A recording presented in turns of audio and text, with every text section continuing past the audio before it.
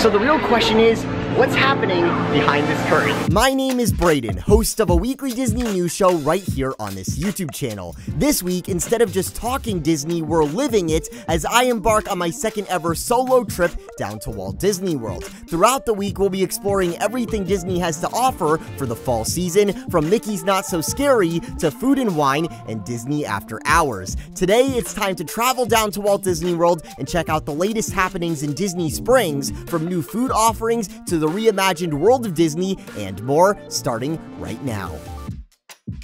Good morning, everyone. It is 5 a.m. and it is time to head to Walt Disney World. I'm here in the Mickey Views Magic Studio, and right here you can see I have my welcome folder from Disney that says so many wishes are about to come true. So fun fact, over here in the studio on the set there is an Epcot 35th anniversary box, Magic Band box, and inside of it is a limited edition Magic Band that has everything connected to it for this trip. And I almost forgot it, but I'm really glad we filmed this intro here in the studio, or else I would have forgot it and then would have a little problem when I got to Orlando. Before this trip begins, I just want to thank you guys so much for even making it possible, all the support on the last batch of vlogs and everything we're doing here at Mickey Views. Genuinely, thank you so much. I'm so excited to give back to you guys in every way I can with one amazing week in Walt Disney World. So without further ado, let's head to Walt Disney World. Got everything packed up last night. I am on the road, the sun is coming up, and we are on the way.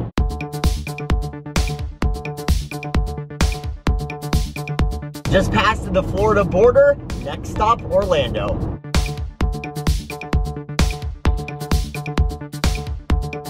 We have arrived at Walt Disney World, and right now we are passing Coronado Springs, where you can see the tower is coming together. Wow, it is so tall. All right, everyone, I've arrived here at the Pop Century. I've never been to a value resort in my life. I'm just walking up to the front area here where you can see the beautiful Pop Century Resort sign. It's all 3D and has really bright colors. Bright colors are hard to maintain in the Florida sun, so they did a really good job with this, and I have to say I'm really excited to see the inside. If you look at the Pop Century luggage transporters outside the resort, they have a handle on the top of them, so the transporters themselves look like luggage bags. Here in front of the entrance to the Pop Century, you can see this Magical Express bus. This is the new Magical Express bus paint job that they have done. This is the new redesign. Before it had more of a yellow look to it, now it is more of a blue and white theme, and I think it looks really crisp. Of course, you have Mickey, you also have Goofy, and you have Pluto. Let's head in to Disney's Pop Century. I've just entered the resort, the lobby area, and the first thing I noticed in here is the big piece of the lobby is not on the check-in side, but rather on this wall, where you can see on the wall you have a timeline with all these different artifacts from that age. I think my favorite year without a doubt has to be 1971 when Walt Disney World opened. Here you can see the old coupon books with the tickets. We got some e-tickets, we got the whole book here. And of course you have the Life magazine cover from when Walt Disney World opened with all the cast members right out front of Cinderella Castle. Now you have the stage there, so I don't really think they could do a photo like that today, but just so awesome. As far as the architecture in the lobby goes, I think these triangle skylights are really cool. While you're waiting to check in or check out, over here you have some refreshments, and there's seating all the way along the timeline. At the end of the lobby, you got this really nice domed ceiling, and then you have Everything Pop, which includes the food court and of course all the merchandise. And then leaving the Everything Pop area, on the back of the sign says, "Have a magical day." There's so many details on this timeline while I can look at it all day, but it's time to go check out our room. So far, the two Disney Resort hotels I spent the most time at on Walt Disney World property have been the Grand Floridian and Port Orleans, both of which sort of have a quaint architecture to them. And this is my first time ever being in a value resort, and I can tell you, it is not the same way. Right here, we have a huge Rubik's Cube. If you look out over the pool area here, you can just see just how bold all the theming is. You know, it's awesome at the other resorts how much attention to detail is put into the little architecture, the little details, but here having the enormous details is a completely different look, and it's not necessarily a negative. I mean, look at that, you have a floppy disk by the pool. It's just so cool. I really, really love the look of this resort, more than I thought I was going to. And my first impressions, there's Roger Rabbit right there. My first impressions of this resort, I think the theming is on par and just what I expected from Disney, and I am really, really, really amazed. It is now time to see the room, and I think we found it. Here we go.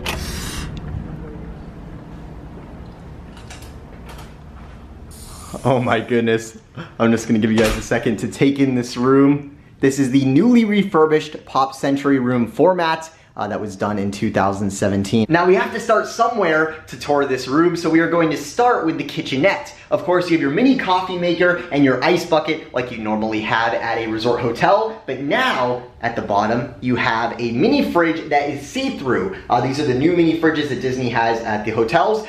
Some of the ones at Port Orleans, for example, they don't have that pane of glass. So you can't actually check to see what's inside without opening it. So I'm guessing now that you can see what's inside of it without opening it, it is much more energy efficient. And that's just the start of this room, because moving right next door from the kitchenette, you have the flat screen, enormous wall-mounted TV. An amazing feature. Now it's not sitting on some sort of piece of furniture. Now it is actually right on the wall. And of course below you still have all of your storage space, all of your drawers that you would normally have. Now going over here to the other side, we have the big part of this new room design, and that is the fold-out bed that comes right out of the wall on top of the table or desk, so you can use it either as a table or desk or as another bed. Let's see if I can get this newfangled fold-out bed out. All right, step one, we need to remove the chairs so the bed doesn't fall on them.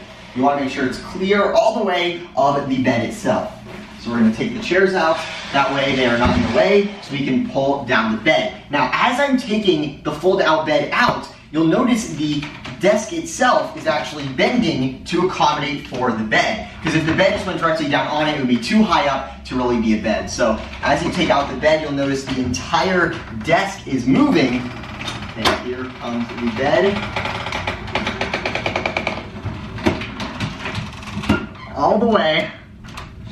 To reveal, we have this sleeping Pluto right here on the wall. An amazing wallpaper, goes with the Pop Century theme so well, and now you have two beds for your stay. As you're getting a look around this room, you're probably noticing there are all sorts of wall ports that now aren't just regular outlets. You also have USB outlets as part of them as well. So now you don't even need to bring an adapter to actually charge your mobile devices. You can plug them right into the sockets, and I think that's a really awesome feature, especially in our technology age. And then here we have the amazing bed, of course, with the very pop style Mickeys as the headboard, or sort of above the headboard with the really cool looking lights, and then you have the bed itself. Now, one last note in this area of the newly reimagined room, you can probably see on the ground, now it is all not carpet anymore, now it is tile. This does look like hardwood, but it is in fact tile, which is much easier to clean, and then they don't have to worry about vacuuming carpets, which makes it a much more efficient process of being able to take care of these rooms and make sure they are always looking good. My favorite part of this room, I have to say, is the lighting fixtures and the atmosphere sort of lighting. Like if you look over at the kitchenette, there is light coming from behind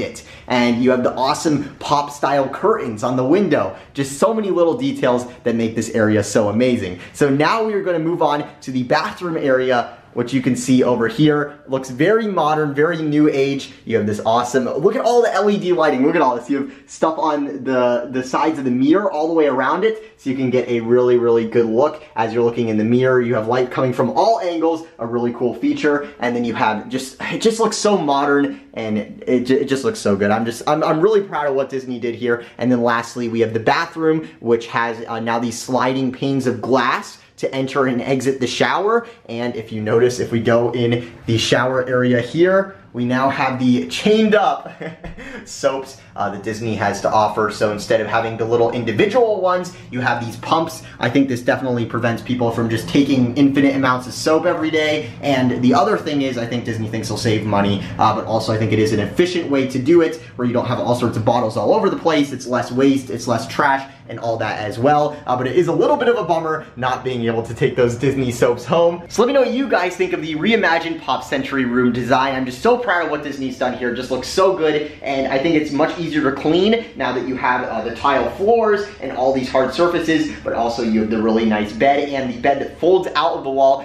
which is definitely one of the coolest features, not to mention this awesome, huge new wall-mounted TV. All in all, an amazing addition to the resort. And as far as Disney hotel rooms go, I think this sets a new precedent for lighting in the rooms themselves, with all the lighting coming from behind the furniture, as well as there's actually actually no lighting on the ceiling. There's nothing up here lighting up the room, but it still is really bright in here, and it just looks so fresh, and I really hope you guys like it. I'm really excited to edit videos in here, and now it is time to head to Disney Springs. All right, everyone, I'm here in Disney Springs. Behind me, you can see the Characters in Flight balloon. You can see Cirque du Soleil, which is getting a new Disney animated show in the near future. I'm so excited to go check out Disney Springs. I'm here on top of the line garage, and behind me, you can see the crane that is, as we speak, constructing the third parking garage for Disney Springs. Each of these parking garages took a while to build, but if you really look at them closely and you see the little detectors above every single parking space, you immediately know how many spots are available on each floor,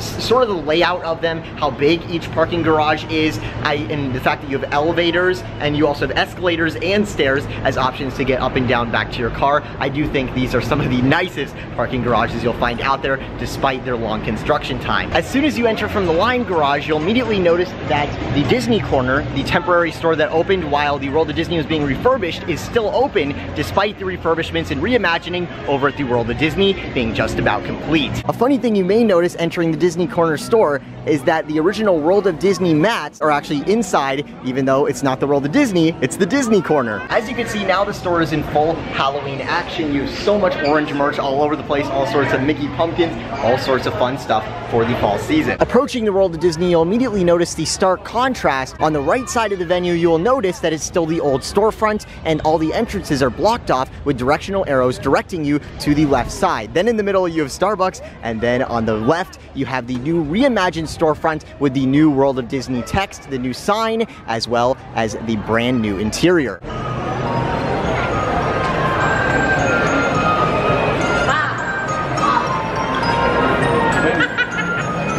The current World of Disney can be described as confusing, but nevertheless interesting. To me, it seems like Disney wanted to get part of the reimagined store open to capitalize on the summer crowds, but the December holiday season is really where we'll see the full World of Disney renovation realized as Disney imagined it. So far, the space doesn't look very Disney. Looking at the current blank ceiling, it stands in complete contrast to the old World of Disney this replaced, with Peter Pan flying over you and all sorts of pixie dust painted on the ceiling. Here there is a lot of brick, and much of the signage in the store doesn't seem very Disney at all, like a whole quarter of the store that just says in generic text, toys. From what I can gather, all the places around the store where you see the banners pointing out to guests that this is a refurbishment and isn't complete yet, I'd be willing to bet when complete, those banners will be replaced with Disney character graphics that will Disney the place up fast. The biggest thing I noticed was the projection rig above the main portion of the store, which might project onto the wall currently covered up with one of the giant reimagining banners. Similarly, at the checkout area, you'll spot the same array of projectors that could illuminate the area behind the checkouts to each side, also currently covered with those reimagined banners. My favorite part of the store is the area with the Walt Disney World sign and all the Mickey and Minnie plush, because to me, it looks a lot like how the plush does in the Emporium. The section of the store that has a lot of work to go is the side currently partially curtained off, and in some areas is just a blank wall, hopefully not being included in the final layout. Through the curtain, you can see some lighting fixtures already installed on the side that is still under construction. The curtain likely serves as a way to move things in and out of the open space, with the rest of the partition being the blank wall that runs almost the entire length of the store. Personally, I think Disney wants the full World of Disney open to us as soon as possible to capitalize on the holiday crowds, so it's safe to say all hands are on deck to make sure they meet that completion date. As you can see, I found a lot of cool merchandise. This chain with the entrance plaque was really nice with the castle engraved on the back. There is also a new People Mover shirt that says "Have your people call my people." Such a cool design. I noticed a lot of different items sporting this vacation mode design, like bags as well as shirts. The one part of the store that is just bizarre, considering how a lot of merchandise supposedly isn't there yet, is the plush area, which has a display for little Stitch plushes, more Stitch plushes, bigger Stitch plushes, and whatever's going on there.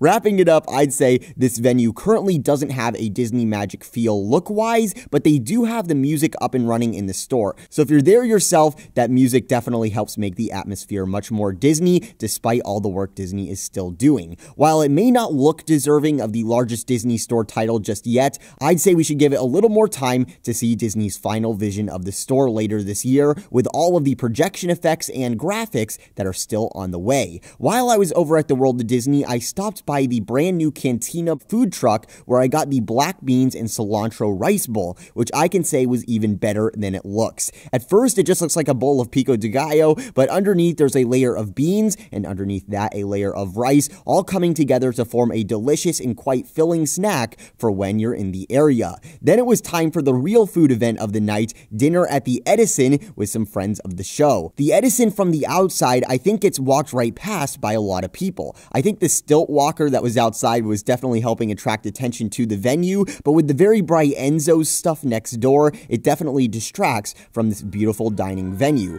Inside, the theming is hard to believe. You can just see the amount of time and effort that went into making this look so 1920s.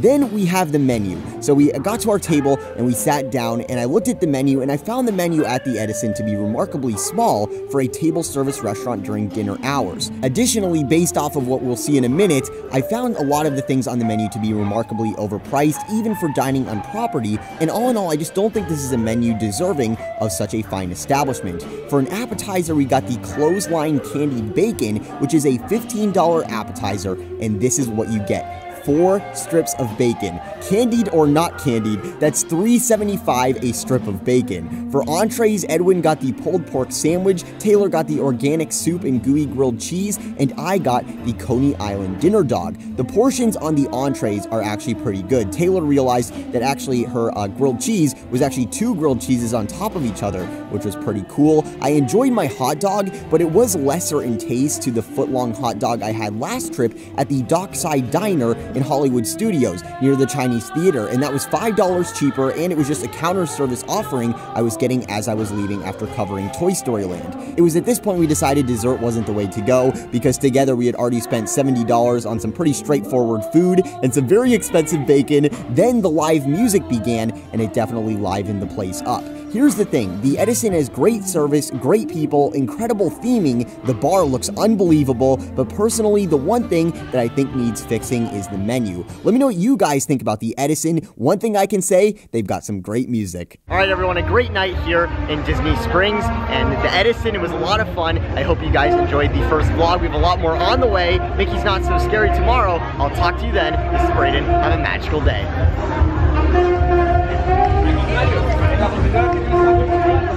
Oh, yeah.